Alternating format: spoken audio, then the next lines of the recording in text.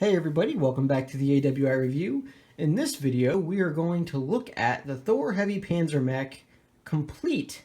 That is fully painted, as you can see. And this is going to be a discussion about the value of this miniature as well as a final overall build review.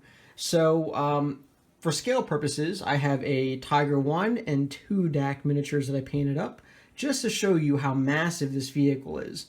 Now, speaking of, comparing apples to oranges here, the Tiger 1 is 395 points to field as a regular, 474 points as a veteran.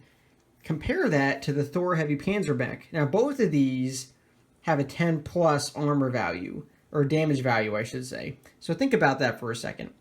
This only costs 300 points to field as a regular and 380 points to field as a veteran.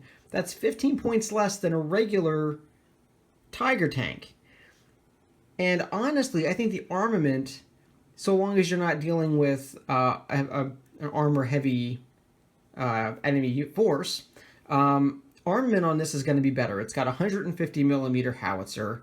It's got that autocannon. It's got this MMG up here.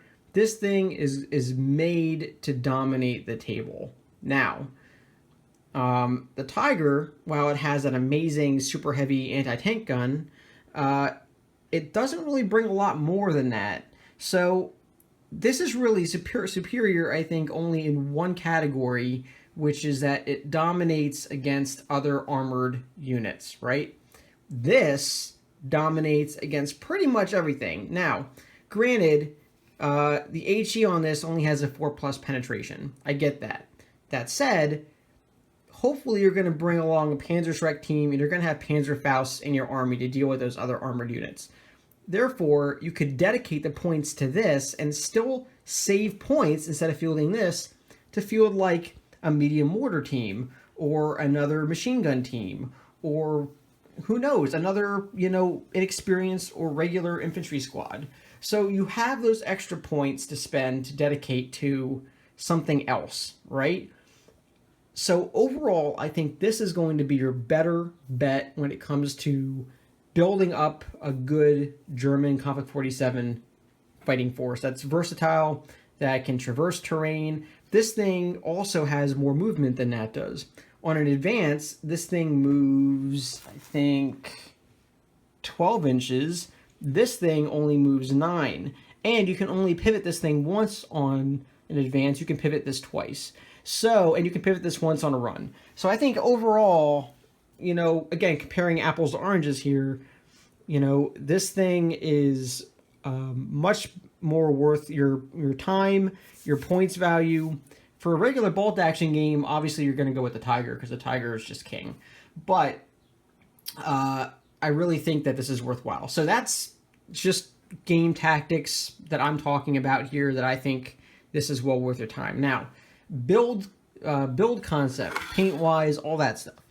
One of the great things about the Konflikt 47 kits is that they offer a lot of historical value, but also as they're brand new units, they do allow you the freedom to kind of reinvent your army, right? So you're not stuck, with the historical looking vehicles, right? You have the option to take that historical aspect of it, but also kind of twist it around a little bit. That's kind of what I tried to do with the Thor Heavy Panzermech. In this particular case, I painted this up for my DAC force, so it's made to go along with the Tiger and the 2 figures that you saw here. But I also kind of took some time with this and really thought about, the function of this vehicle on the battlefield. And one thing that I was thinking about as I was painting this and conceptualizing the paint and all that is this is a campaign type vehicle. This is a vehicle that is meant to kind of prod along with its, little, paws. What are these things? I don't know. But I have cats, so it looks like paws to me. The point being is it's made to like prod along the desert or whatever in the Mediterranean or whatever front you're playing. How do you do? And I really feel like this is meant to be out in the field and kind of in the thick of the fighting. It's not going to be in the back. Now, granted, it's a howitzer, so it is sort of a mobile artillery piece, but this thing is so heavy that it's not going to need to stay in the back. So with that in mind, you know, with this being kind of in the thick of all the fighting and everything, I was really trying to find a way to represent that concept on a model. Now, I like clean vehicles. I mean, my Tiger tank looks pristine, right? Like it just rolled off the factory. So adding that sort of damage to a vehicle this big is something I've never done before. It's just not one of those things that I normally do. So I think I did a good job representing that. So you tell me. I'm going to go ahead and do my little 360 here. And to give you an example of what I mean when I say it's kind of on campaign, here's the I don't know, the engine area, the mechanics that make this whole thing operate. I was trying to figure out, you know, what this would look like if it were engaged in a long, drawn-out action out in the battlefield. I figured it would get rusty really quick. Steam is going to come out of here, I think. I'm guessing that's what these ports are for. Moisture is going to build up. Sand's going to get in there. I hate sand. It gets everywhere. Yeah. So anyway, I was envisioning that on this model. And I figured, okay, this is going to get really, really disgusting. And the crew's not going to be able to go out there in the middle of a fight and, like, scrub that off and clean it off and repaint it, right? So that's just going to look the way it looks.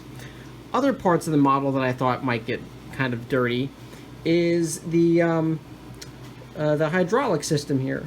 So I felt like every time this thing moved in and out, like the legs moved or anything, again, sand is going to get in there, moisture, who knows what else, you know, maybe blood got in there, someone got shot and something, you know, whatever. I don't know.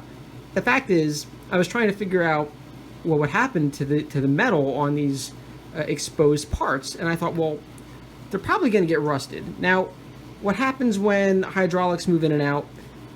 That rust is going to scrape away too. So I tried to represent that by keeping in silver flecks and like streaks along the area here, just to show that friction would kind of remove some of that rust, but it wouldn't remove all of it. So that's kind of an example of my thought process while painting this. This is my thought process. You might look at this and go, that's crap. I can do 10 times better than that. You're probably right. I stink at this hobby. I don't even know why I'm making videos about it. Probably because I like it. But that said, you'll probably do a better job than I will, which is why I think you should pick up this model and then do a video on it, and I want to see it because I am fascinated with the creativity of the Konflikt 47 community so far. They're really kind of blowing me away with all the amazing paint jobs they're doing and the different schemes that they're coming up with. Paint schemes, not like, you know, criminal schemes, I hope. So yeah, if you're out there and you're looking at this and you're kind of on the fence, I'm hoping I'm pushing you over the edge and, you know, kind of getting you geared up to go ahead and buy one of these. It's an amazing model. Thank you, Warlord Games, for sending this along for me to review. I hope you're at least happy with the way it turned out. I'm thrilled with this. Can't wait to maybe do a video in the future where I am, you know, doing a battle report or something like that, where you guys can kind of see what it looks like and what it does on the actual gaming table. Perhaps that'll come in the future.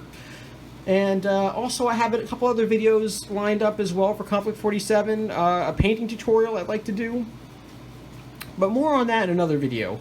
Thanks everyone for joining me. Like if you like it, leave a comment, share some of your videos if you've done any sort of you know, painting of Konflikt 47 models, and catch you guys in the next one. Later.